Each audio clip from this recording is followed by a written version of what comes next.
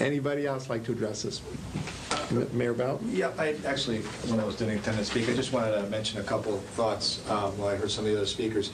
The city clerk's position and the appointment that you've crafted in the most recent iteration of that position is really a reflection of what current practice is. Somebody mentioned, well, we don't appoint the mayor's staff, but that's not really true. If you look under the section under administrative assistant, the council can reject my appointment as administrative assistant or reject an appointment of corporation council or public works. So there's a unique balance of power that goes on here. And I think what you've done, ingeniously so, is required an appointment, but also required confirmation by the common council. And there'll have to be some discussion between the mayor, whoever that may be, in the council in order to fill that position appropriately so that all parties are happy.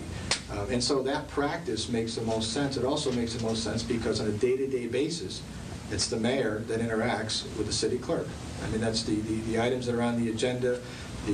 Yes, the agenda is created by the clerk, as Rick has opined on, but the net of that, particularly since 2/3 of those items are generated by city government, the net of that is that that interaction that goes on is, does this go on the agenda, doesn't go on the agenda, did it get council approval, does it have planning approval? That interaction goes on with the mayor's office. And finally, one of the things that I discussed early on was the need for some accountability in that office. And that accountability will come through an appointment and a rejection or approval by the common council in the sense of the day-to-day operations of the office. So one of the speakers mentioned that, well, they can elect an official in that position, and because there really is no staff, can pretty much do whatever they want. And that's, we've been blessed with good city clerks over the years, but that's the reality. They can, and there's nothing they can do to say, geez, we really need you here, or you can't go on a 6-week vacation, and those kinds of things. And so this provides a level of accountability in the governmental operations that I think works. And I still think that there's plenty of room for autonomy in terms of how that works in relation to the council itself. So I think there was a wise decision by the Charter Revision Commission, or thoughts, and certainly something to be looked at. So I just wanted to mention that to you. Any other questions? Because I know this has obviously been before us for some time. Any questions for the mayor? And I just had one question. Is there the position that we're talking about, the legislative assistant, is more than just a clerical job from the way I see it?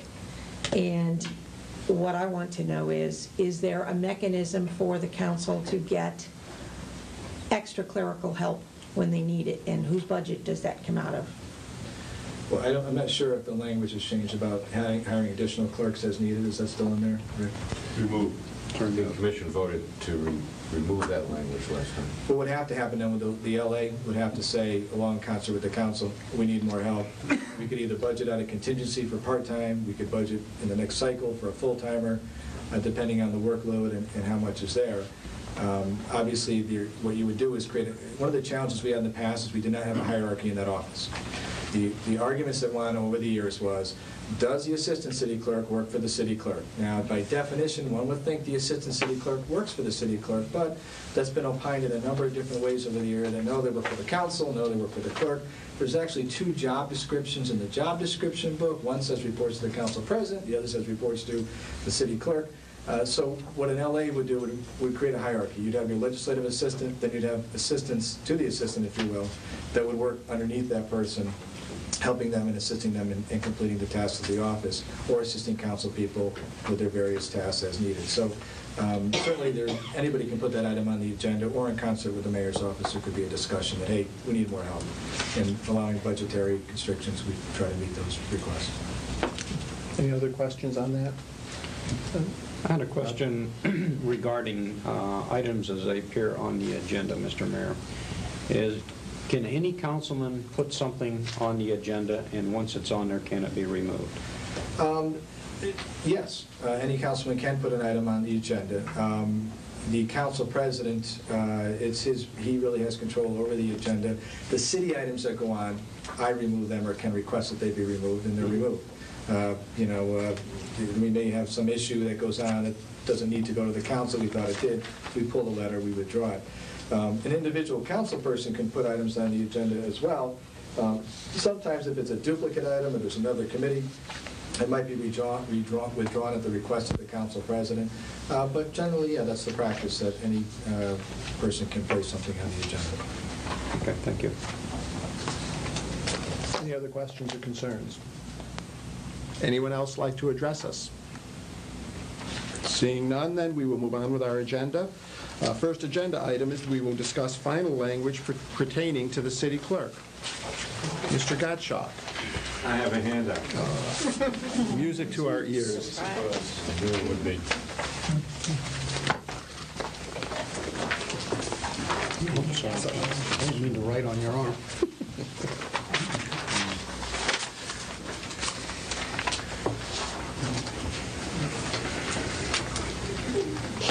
This is intended to reflect the votes you took last time, which, as I recall it, ended with a request that I put your views into language. So that's what I've tried to do.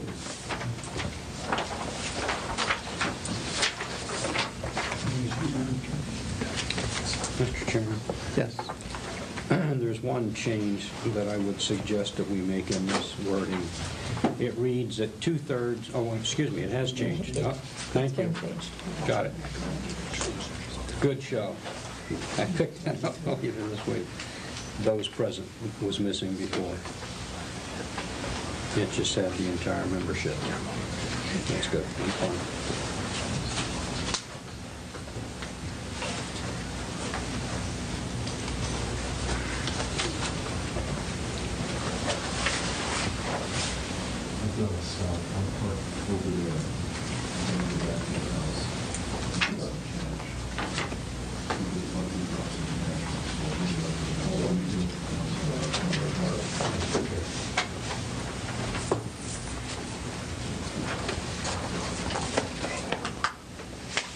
Again, Rick, not subject to merit system. That is not a civil service position.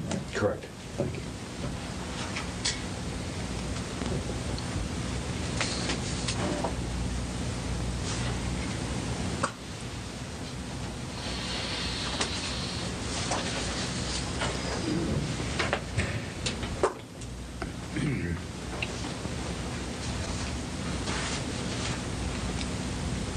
Mr. Chairman, if I read this correct, it states in here that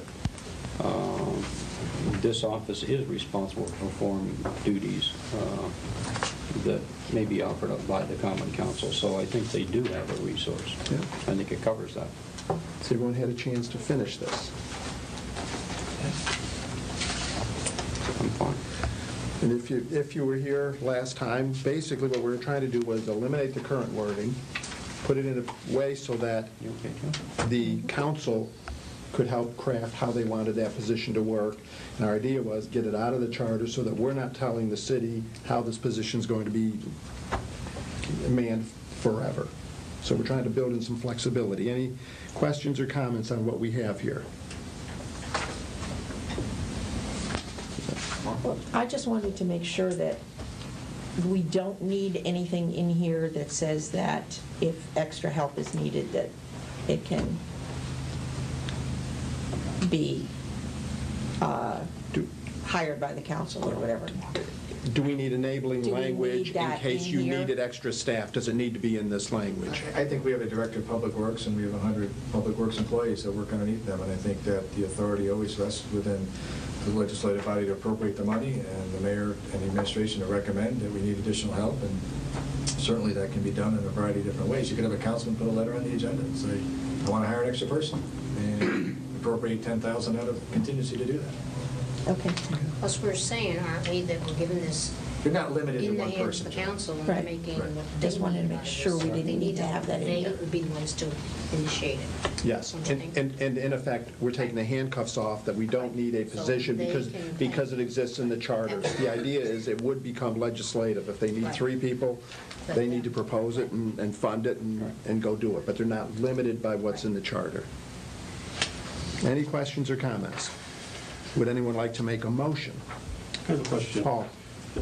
The language was amended, and maybe I missed it last time, but the prior language was provided, the mayor shall appoint and may remove a legislative clerk. I'm again reading from Prior language? prior language. That's all that's going. Provided that the appointment maybe disapproves is what it originally was, but we were talking about doing, however, that the appointment must be approved by a vote of 2/3 of the entire membership at a meeting not later than 14 days. So the changes, I don't see. In effect, we gave the council a little more ability. We tweaked it, and the council really has a little more power in this language than in the disapproval language. Right, but I thought we were going to go must be approved, and I don't see the must be approved language. By affirmative vote, do you think that's the same? Do you think that's operative language that Shall confirm. has the, shall confirm? Shall confirm. I think it was must be approved was the language that was suggested that was put in here. But I think by an affirmative vote, That's in effect, says the same thing. I'm not an attorney, but is that getting at your point, Paul? Yeah, and Does that say the was, same thing? I think I was looking for the approval language, but shall confirm, I think, is what covers it. Yeah. And the elimination of the last sentence, I think, was covered by 6.3, right? 6-3? Correct. Right. The language that we had in the first iteration was unusual language. It appeared in a number of other sections of the charter, dealing, for example, with Public Works or the Director of Finance or the Corporation Counsel or the Assistant to the Mayor, and it described a time period during which the Common Council had to act if they wanted to eliminate this choice. And because you have selected a different approach, we didn't need any of that special language. Thank you. Any other questions? Can we get a motion? Diane? Go to work. I make a motion to accept the language as written and handed out to us today. Okay, which would be subsection 2-2AD, including the language in the sections noted at the bottom? Yes. Okay, a motion's been made. And Second. 3-3. And 3-, thank you. Motion's been made that we accept this language as is. A second? Dr. Second. Cronin? No, fine. Discussion. Any more discussion regarding this language? If not, then I will try your minds. All in favor of this, say aye. Aye. Opposed? Motion carries unanimously.